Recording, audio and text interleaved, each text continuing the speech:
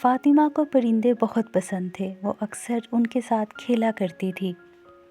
ایک دن فاطمہ جب پرندوں کے ساتھ کھیل رہی تھی تو اس نے دیکھا کہ ایک سپیرو جو درخت کی شاخ پر بیٹھی تھی جس کے پر سونے جیسے چمک رہے تھے۔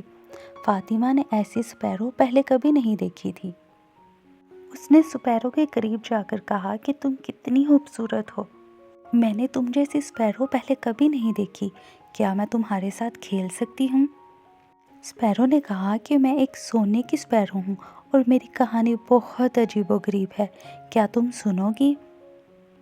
فاطمہ نے کہا ہاں ضرور۔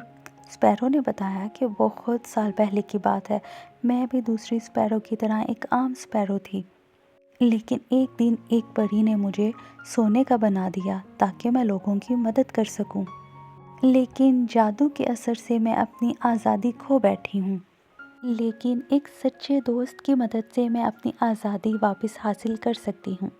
فاطمہ نے کہا کہ مجھے بتاؤ، مجھے تمہاری مدد کر کے خوشی محسوس ہوگی۔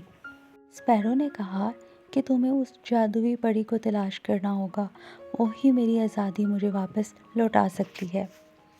فاطمہ نے وعدہ کیا کہ وہ پوری کوشش کرے گی کہ اس پری کو تلاش کر سکے اور سپیرو کو اس جادو سے آزاد کروا سکے۔ اگلے ہی دن سے فاطمہ نے پری کی تلاش کرنا شروع کر دی۔ وہ روز جنگل میں جاتی تاکہ کسی طرح اسے جادوئی پری مل جائے۔ وہ کسی بھی طرح اپنی ننھی دوست کی مدد کرنا چاہتی تھی۔ ایک دن فاطمہ نے ندی کے اوپر دو پریوں کو اڑتے ہوئے دیکھا۔ وہ ان کے قریب گئی اور ان سے پوچھا کہ کیا آپ میری مدد کر سکتی ہیں؟ پری نے مسکرا کر کہا پیاری بچی، تمہیں کس طرح کی مدد چاہیے؟ فاطمہ نے سپیرو کی ساری بات پری کو بتائی۔ پری نے کہا کہ مجھے سپیرو کے پاس لے جاؤ۔ فاطمہ پریوں کو سپیرو کے پاس لے گئی۔ جب پری سپیرو کے پاس گئی تو اس نے کہا سپیرو اب تمہیں آزاد کرنے کا وقت آ گیا ہے۔ اس کے ساتھ ہی اس نے اپنی چھڑی گھما کر جادو کیا اور سپیرو پرانے جادو سے آزاد ہو گئی۔